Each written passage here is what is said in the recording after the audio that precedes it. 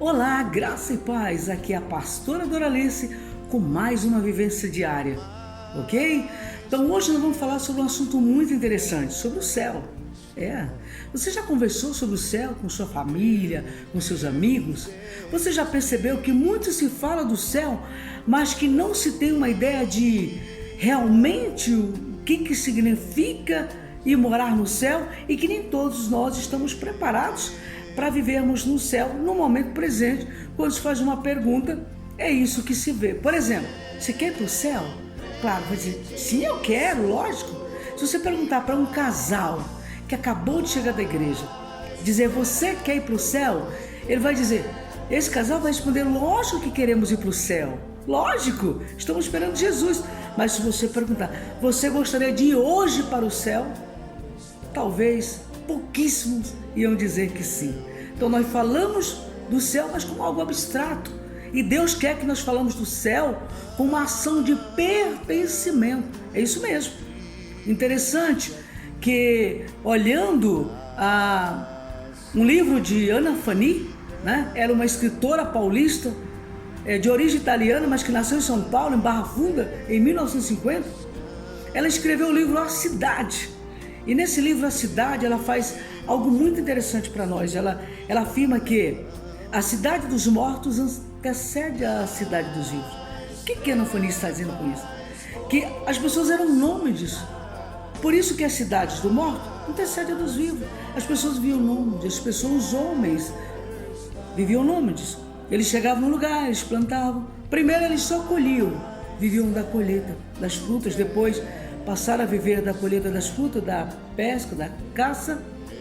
E logo mais, quando começaram a morrer os seus parentes queridos, eles sentiram a necessidade de estarem ali naquele lugar, porque exatamente naquele lugar estava o pai enterrado, a mãe, o filho e assim por diante. Por isso que Anna Fani, ela retrata muito bem que a cidade dos mortos antecede a dos vivos. Bem, tanto é que a palavra de Deus também deixa bem claro que no arrebatamento da igreja, algo interessante, né? Que primeiro os mortos, Mateus deixa bem claro, o livro de Mateus, serão ressuscitados, depois nós vivos seremos transformados num abrir e fechar de olhos. O que tem a ver com a Anna Fani? Exatamente nada. Mas, na verdade, é uma certeza de que os mortos também, glórias a Deus, estão esperando grande dia do arrebatamento da igreja do Senhor nosso Deus. E quanto a Anna Fani, é assim uma observação muito interessante que ela colocou no seu livro, A Cidade, que realmente é isso, a cidade dos mortos, dos nossos ancestrais. A história dos nossos ancestrais deixa bem claro que antecederam a cidade dos vivos. Amém? E que interessante, que maravilha falar sobre os céus, não é isso? Agora, o que eu tenho na palavra de Deus que fala sobre os céus, que me respalda? Como que é a vida nos céus? Bem, por muito tempo eu entendi os céus diferentes. Eu não sei se é o seu caso. Eu imaginei que nos céus nós íamos ficar só aleluias, aleluias, aleluias. E para nós, amados, que vivemos no mundo contemporâneo, em um mundo onde o capitalismo impera, onde a flexibilidade, a mobilidade urbana é imensa, as pessoas não conseguem se viver no céu, se verem nos céus. Acham que os céus é algo monótono e, pelo contrário, quero afirmar aqui uma coisa para vocês. Não temos o privilégio de ficarmos só adorando o Senhor nos céus, não. Dizendo santo, santo, santo, santo. Igual lá em Isaías, capítulo 6, quando o profeta Isaías, no templo do Senhor, viu os arcanjos, glórias a Deus, com 6 asas, que 2 cobriu o rosto, 2 cobriu os pés, com 2 voavam e dizia, santo, santo, santo é o Senhor Deus do universo. Não temos esse privilégio não, queridos. É privilégio demais para nós. Deus, quando nos criou, já sabia que essa missão seria angelical. E para nós? Lógico que para nós tem todo um histórico, e a Bíblia nos respalda. Eu pergunto para você, o que é o céu para você? Como você se imagina no céu? Como é o céu? Eu gostaria que você ficasse até o final desse vídeo para nós andarmos aqui na Bíblia, para nós entendermos de fato como será a nossa vida no céu. Amém? Glórias a Deus. Que Deus seja glorificado e exaltado através da sua vida, da sua família geracional, em nome de Jesus. Pois bem, como estamos falando sobre os céus, primeiro nós temos que entender que os céus é o melhor lugar do mundo para se viver. Palavra do mundo, né? Mas é o melhor lugar para se viver, não existe outro. E como é que é os céus então? Vamos aqui, Jesus viveu aqui entre os discípulos. Jesus começou o ministério dele com 30 anos, com 33 anos ele foi morto, crucificado e ao terceiro dia ressuscitou. Crucificado para nos dar o direito de liberdade, a carta de alforria que estava na mão de Satanás. Deus, através de Jesus Cristo na cruz do Calvário, rasgou a cédula, aleluia, que estava na mão do inimigo.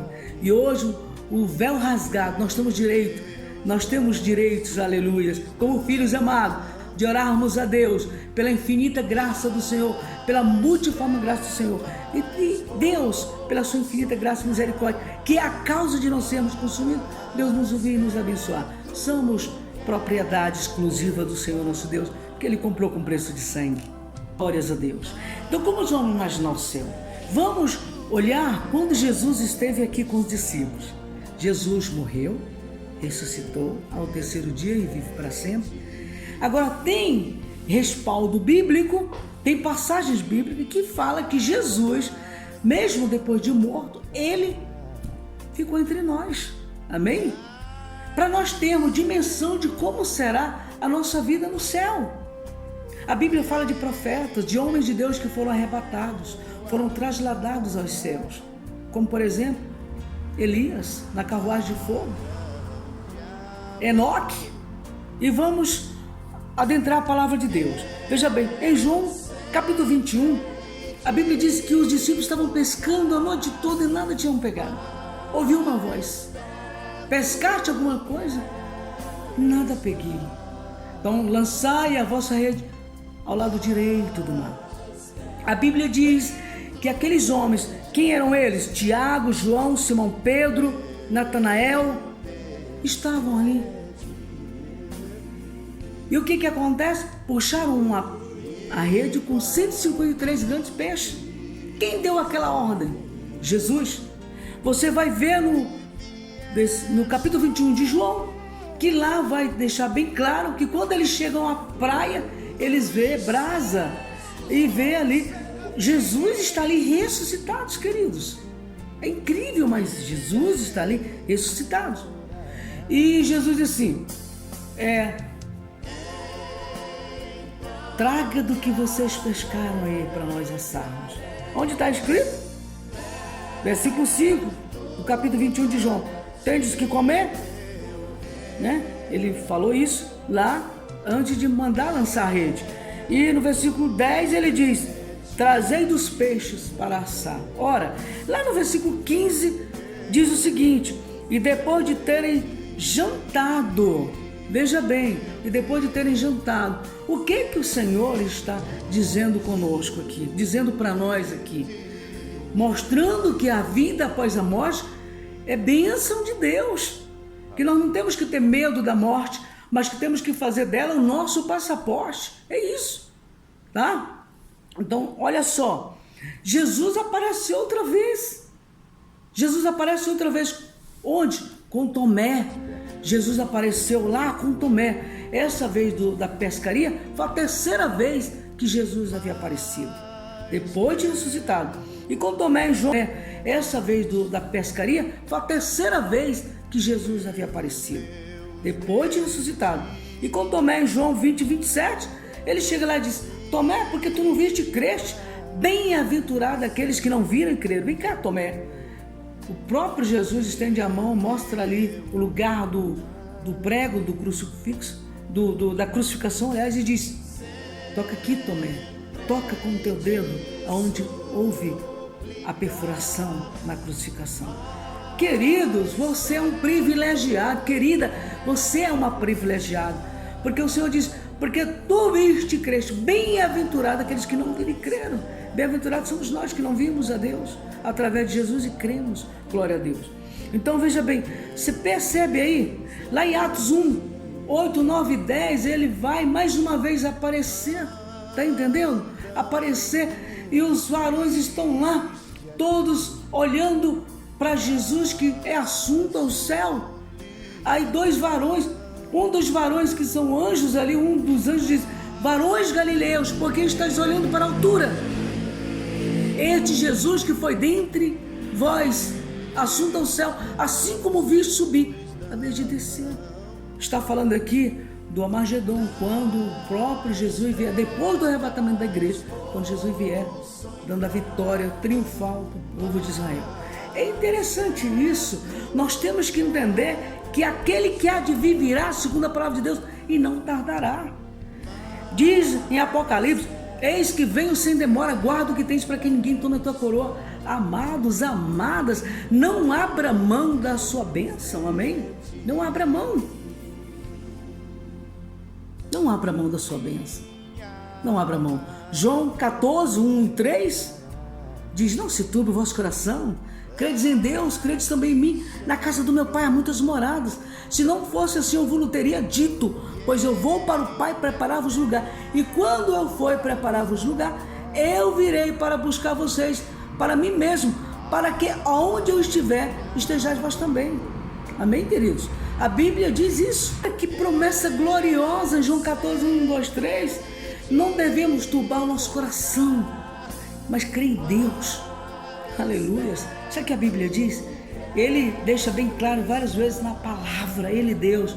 E eu serei o seu Deus, e eles serão o meu povo, lá em Apocalipse, na visão que João teve. Glórias a Deus, aonde? No capítulo 21, quando João viu um novo céu e uma nova terra. Queridos, existe um novo céu, uma nova terra esperando para nós, preparada por Deus. Portanto, não abra mão da sua promessa de morar nos céus, não abra mão do que Deus já fez na sua vida. Viva o hoje como se não houvesse o amanhã, amando, honrando, respeitando as autoridades, respeitando quem Deus colocou na sua vida, porque viver em amor, andar em amor é a melhor coisa. Deus é amor. Vive em paz com todos, e a comunhão e a santificação, sem a qual ninguém verá o Senhor nosso Deus. E no Velho Testamento, queridos, no Velho Testamento também fala sobre como será a nossa vida nos céus, como nós seremos, como a Bíblia diz em Mateus, que assim como o relâmpago que sai do Oriente e se mostra no Ocidente, assim será a vida do Filho do Homem, que os mortos ressuscitarão primeiro, depois nós seremos transformados em um corpo glorioso. Creia, também no Velho Testamento deixa bem claro como será a nossa vida.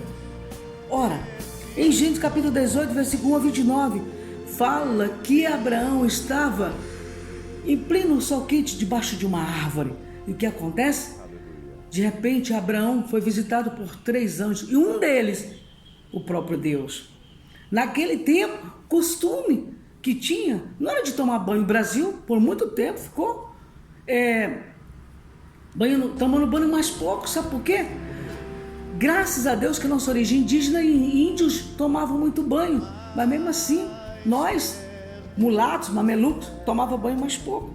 Até porque Portugal, que trouxe, descobrimento, entre aspas, do Brasil, Portugal, meu Deus, se nós formos olhar a história de Portugal, nós vamos ver que Dom Pedro I, a roupa rasgava no corpo sem ele tomar um banho, é verdade. E esse costume lá no Antigo Testamento, quando alguém chegava, lavava os pés e as mãos, pronto. E foi isso que Abraão fez. Falou para aqueles homens, no qual um era o próprio Deus: não passeis adiante. Trouxe água para lavar os pés e as mãos e disse: fica conosco. De repente chama lá o caseiro dele, mata uma novilha, uma vitela, uma novilha. Chamou Sara, amassa aí uma farinha e faz pães. Ora, amados, para que esses pães? Para os anjos do Senhor comerem, para Deus comer. Você está falando coisa absurda, Doralice? Não, quem afirma é a Bíblia, quem afirma é a própria palavra de Deus. Aonde? Veja bem, em Gênesis capítulo 18, versículo 8, eles jantam. A Bíblia diz que eles, depois que preparou o guisado, eles comeram.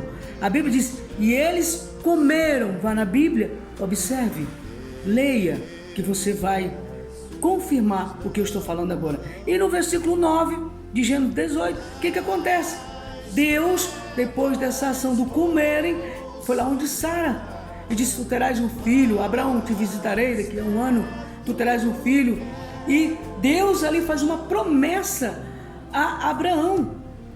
Conta, Abraão, as estrelas do céu, se pode contar, os grãos de areia da praia. Ora, Deus já sabia que Abraão não tinha condição de contar as estrelas dos céus. Por que Deus pediu para ele contar?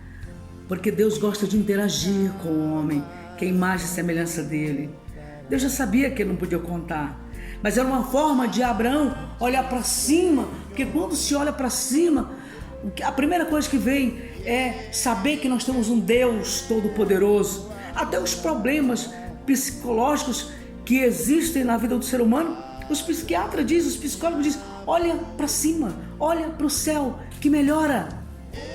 Está entendendo? Então Deus, ele estava ali fazendo aliança com Abraão depois de ter comido aquela comida, aqueles pães asmos, aqueles pães que foram feitos por sua esposa Sara. E aí, o que você está dizendo? Não estou dizendo, a palavra está dizendo.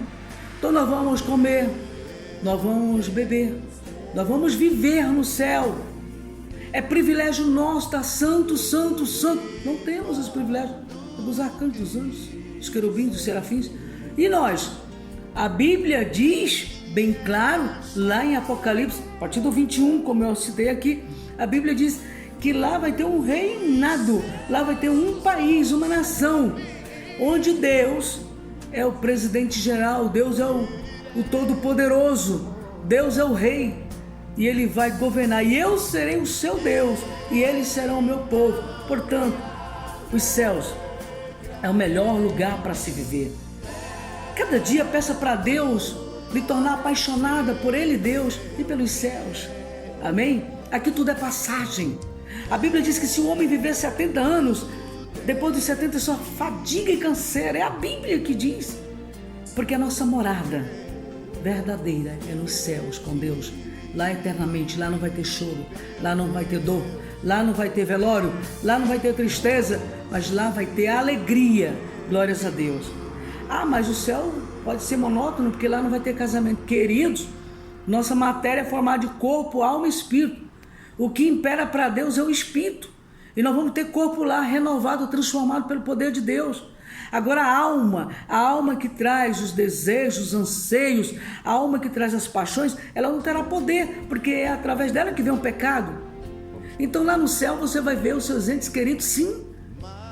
Lá no céu você vai ver seus entes queridos. É lógico que Deus não vai permitir, vai tirar toda dor, todo o pensamento de tristeza da tua mente e não vai deixar pensar. A mãe que foi não vai saber. Lógico que o filho ou a filha não está lá. A filha ou o filho que foi não vai saber que a mãe não está lá, porque então não teria paz. Mas Deus vai dar uma nova mente para nós, porque o passado ficou para trás. Mas a mãe que está lá e o filho foi, ela vai ver o filho, e o filho vai ver ela e vão se alegrar no Senhor. A Bíblia diz isso, queridos. A Bíblia diz isso. A Bíblia diz que lá nós veremos os patriarcas Abraão, Isaac, Jacó. Nós vamos ver homens de Deus lá. Você vai ver o seu ente querido lá. Só que lá o esposo olha para a esposa. Lá não tem marido e mulher. E lá não precisa disso, porque o pecado não impera mais em nós. Entende? O pecado não impera mais em nós. Então vai ver, vai ficar feliz porque viu, glória a Deus, mas não tem mais aquela ação de pertencimento de marido e mulher. Tem alegria e gozo no Senhor, no amor que é maior, que transcende todos os amores. Transcende o amor Eros. Qual é o amor? O amor ágape, que é maior do que tudo. Olha só que interessante. Lá vai imperar o amor ágape, que é o amor de Deus, e o pecado, a Bíblia diz que não terá mais poder sobre nós. Lá vai ter hierarquia, queridos. Lá vai ter coroas. Quanto mais faz para Deus, mais será agraciado por Deus na glória. Deus não faz exceção para salvar, amém? Mas Deus, quando Ele quer, Ele faz exceção para usar. E é lógico que lá no céu vai ter hierarquia, pois já tem anjos, arcanjos, querubins. Vai ter aqueles que trabalharam para Deus mais, aqueles que trabalharam para Deus menos. Vai ter aqueles que não trabalharam para Deus, que aceitaram Jesus no último momento, mas foram salvos. Então lá vai ter toda uma hierarquia governamental. Lógico, a Bíblia diz isso. Como Deus vai governar? Se Ele vai colocar em forma de tribos, 12 tribos, ou se Ele vai... A gente não sabe, mas sabe-se que é um país. Glórias a Deus. E aí, a Bíblia diz que lá é santidade. Como é que eu vou viver em santidade nesse país? Eu vou te explicar aqui. O pecado não vai mais imperar em você, não vai mais imperar em mim, não vai mais imperar em nós. Lá não vai ter pecado. Então nós vamos viver em santidade o tempo todo em santidade, porque não tem mais o pecado sobre nós. Então nós vamos ter casa sim, porque João 14 deixa bem claro. A Bíblia diz que Deus não é homem para que minta, nem filho do homem para que se arrependa. Fique bem claro isso. Deus é Deus absoluto em tudo, tá certo? Então veja bem, lá vai ter uma vida normal, cada um vai ter sua casa. Como que ele vai repartir isso? É ele Deus, mas que ele vai. Vamos ter casa, vamos ter tudo melhor do que aqui, sem comparação. Agora, você está vivendo e está adorando a Deus. Você está vivendo normalmente, ser humano ali, com o corpo transformado, adorando a Deus, porque o pecado não tem mais poder sobre a sua vida. Então se você anda, você está adorando a Deus. Se você fala, você vai estar adorando a Deus. Você vivendo, você já vai estar adorando a Deus, porque você vai estar adorando a Deus, porque você está vivendo uma vida em santidade completa. O pecado não terá mais poder sobre a sua vida. Amém? Então você vai ter a sua vida normal entre aspas, normal com o corpo santificado, glorioso, transformado pelo Senhor, vivendo no novo céu, na nova terra, vivendo normalmente, milhões de vezes incomparável do que aqui, e você vai estar vivendo em santidade o tempo todo, porque o pecado não terá mais poder sobre a sua vida. Amém? Então não abra mão da sua salvação, da sua intimidade, não abra mão do que Deus já fez com você. Creia que Ele está fazendo e fará muito mais.